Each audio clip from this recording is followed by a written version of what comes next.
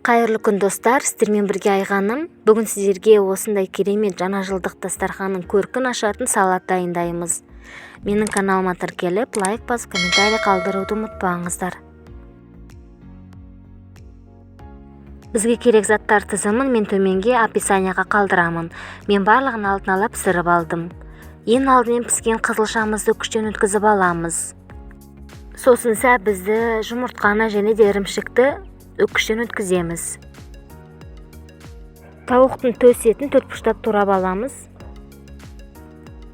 2 сарымсақ тішесін үкіштен өткізіп, үстіне майонез салып жақсылап араластырамыз. Мен салатты осындай бисквит пісіретін формада дайындаймын. Солай біздің салатымыз өте әдемі болып шығады.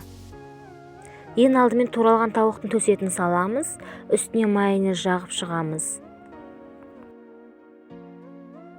Одан кейін үстіне күштен өткен жұмыртқаларды салып, үстіне тағы да майонез жағып шығамыз.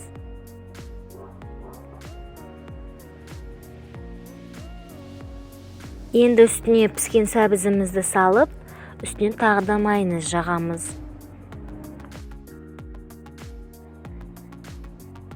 Келесі кезекте ірімшігімізді салып, бетіне тағы да майонез жағамыз.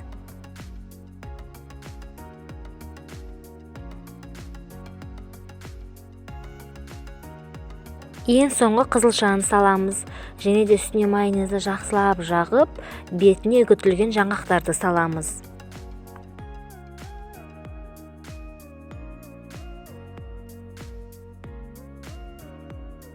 Біздің салатымыз дайын болды, бірақ мен үстіне осылай укроппен әсемдеп сәндегім келді. Достар, біздің салатымыз дайын болды, өте әдемі болып шықты, дәмі де өте керемет, өте тойымды салат. Видеоның соңына дейін көргендеріңізге рахмет. Сіздермен болған Айғаным. Келе жатқан жаңа жылдарыңыз құтты болсын.